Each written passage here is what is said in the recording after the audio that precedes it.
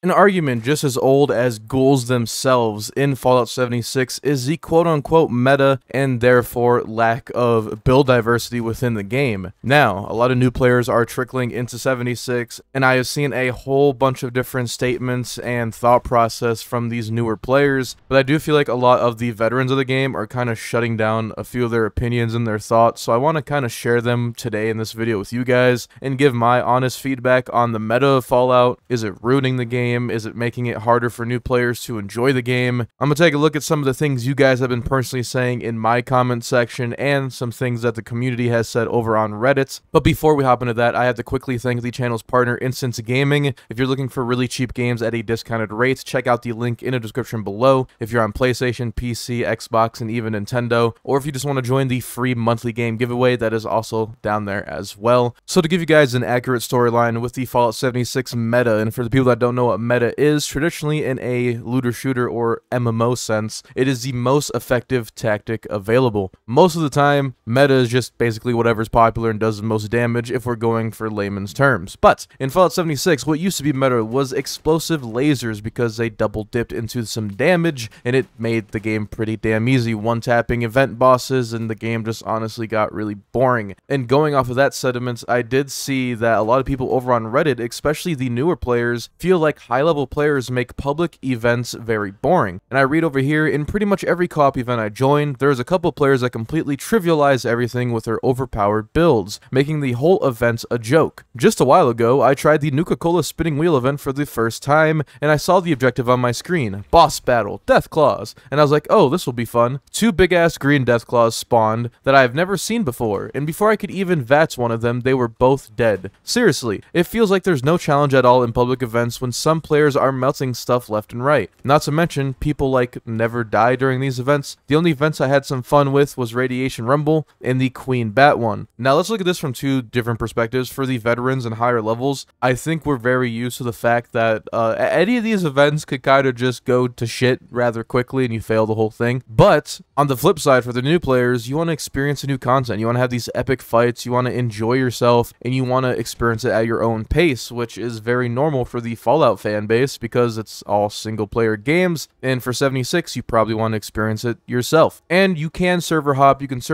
and try to find lower level lobbies, but once again we go into the microtransactions of Fallout 76, and the only way for you to really play the game solo without anyone interrupting how you feel with your build, what you're doing, public events, would be to get Fallout first, so you can do the privatized worlds where all your progress still counts, but you're just on a invite only server by yourself. Do I think it's kind of dumb? Personally, yeah. I feel like you should just have the option to play the game completely by yourself, enjoy your own farming routes, enjoy what you want to go do, not have every resource in the whole map on respawn because everybody's just snatching it up. Kind of dumb that it's locked behind a paywall and unfortunate. I do talk about the microtransactions about Fallout 76 in my previous video, so I'm not going to double dip too much into that. What I've actually seen is a lot of higher level players will purposely just hit an enemy once or twice to get the XP from it and allow the developing players to just do the content as is, but even that's still probably not good enough for a large majority of the new players because they don't want to feel handheld throughout their journey and they want to see how their own build reflects their skill, which is completely understandable. And I feel like in order to remedy this, in reality you should be able to just play solo without Fallout first, and maybe just completely solo for free by yourself, can't invite any friends, can't play co-op, by yourself in Fallout 76. I think it'd be an okay addition to the game, especially for the newer players that kind of just want to experience everything and do their own little journey. Another thing I realized when we go into the more recent reviews of Fallout 76, especially on Steam and Reddit, everyone says that it's extremely boring after the initial story, and I want to read into some of their statements here. This guy says he got on after about a year of not playing it, been playing for a couple of days with friends, I launched a couple nukes, did a couple of parades, and found a new weapon I like, but even those have gotten boring without friends to talk to. That's another thing, Fallout 76 is a lot more enjoyable with friends in the long term, but let's continue reading. Pelting a boss with thousands of bullets isn't fun anymore. I mean, really depending on what build you're using, it shouldn't take thousands of bullets, but I understand that's where the whole meta kind of takes in place, where you're not really forced into a meta in Fallout, but you're kind of forced into certain perks that we'll get into in a little bit. Weapons feel weak, even the powerful ones. Launching nukes is tedious and expensive. Quests feel stale and repetitive. I don't know if it's just me or the game, but I'm having a hard time finding a reason to stay. I can chat about anything on any game. Now, I think for his statement here, or her statement, I don't know, based on what they are saying, it sounds like they are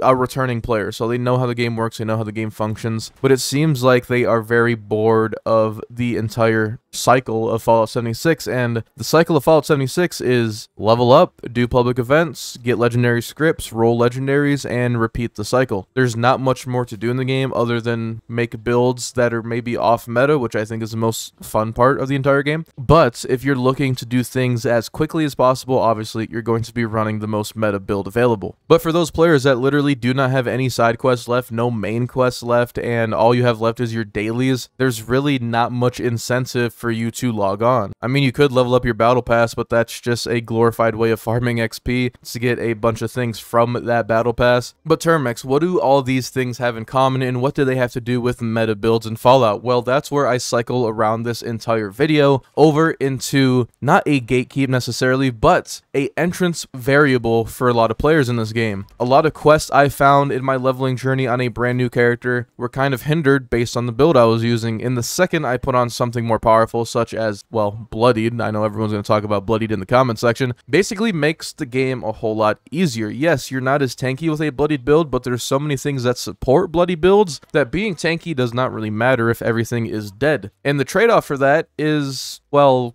not much, because there's a lot of ways to stay alive. The only other build I could really think about that may be quote-unquote meta right now is the full health tanky build, but the only reason that build's good is because you literally can't die, so your damage doesn't matter too much. But with Bloody builds, especially with the AP commando builds where everyone just VATs locking onto everything and you can't do much, it does make the game kind of boring in a public sense. But when you look at the perspective of a solo player, you also have to think this game probably gets pretty boring when I see people running through Skyline Valley within 20 to 30 minutes, which is absolutely crazy because they're running such a overpowered build. Now, Fallout 76 did nerfs in the past, and I don't know necessarily if Bloodied builds need a nerf, but rather I think the content needs to be more challenging, or the content needs variables for the meta. I see a lot of people saying that certain events, certain bosses, certain things should have modifiers to the sense where certain builds don't perform as well, and the more off-meta builds perform better than they normally would. Imagine if a world boss spawns and they have prefixes similar to the Diablo franchise, where it will say like anti-armor, stunning, hardy, for example. Can you imagine when you go and launch a Scorch Beast Queen event, if it says 90% bullet resistance, or 20% explosive resistance, or takes 10% more damage from laser pistols, takes 80% more damage from melee? Things like that I think will very much be a healthy change for the game, and I think it would kind of remedy this whole meta situation. If there's modifiers in such a way that do not pertain to one playstyle in one meta, you cannot define a meta as everything is randomized, and I think it will show love to the people that want to experiment with their own builds in their own playstyles. Like if you want to go do melee, if you want to do an explosive build, if you want to walk around and whack everyone with a commie hammer, you can do that. I think the more diversity within the game is going to be healthier for the overall enjoyment of the game. I personally only use shotguns on my PC character, and you definitely hit a wall with shotguns due to the lack of anti-armor. Even with the explosive build or even using the cold shoulder, there is still some limitations on the amount of boss damage you can do, and simply, the best way to do boss damage is Bloodied builds. That's just how it is, it's how it's always going to be, unless changes are made for some reason with other perks to buff them. But there is a whole category of weapons in this game that are just completely useless regardless of the effort you put into them. Kind of like these sniper rifles, these semi-autos, and basically now pistols are pretty much useless unless you're using the new gamma gun from the Skyline Valley update. I remember a moment in time where the Crusader pistol is probably just the best pistol in the game, but those days are definitely in the past. But I will say, when it comes to the overall enjoyments of both pros, or I should say veterans of this game, and the newer players, I feel like it is doing nothing but benefiting the community if we make it to where all builds have their purpose and their place, because right now, I personally feel like there is really no place for about 70% of the builds in this game, when realistically you could use other builds that both have better better ammo economy, better tankiness, more damage, and alternatively, the other builds that you may like and enjoy yourself that seem pretty fun in every category are just basically worse, which is very unfortunate. And I hope Todd Howard and all the other people at Fallout or Bethesda, they sort out this, because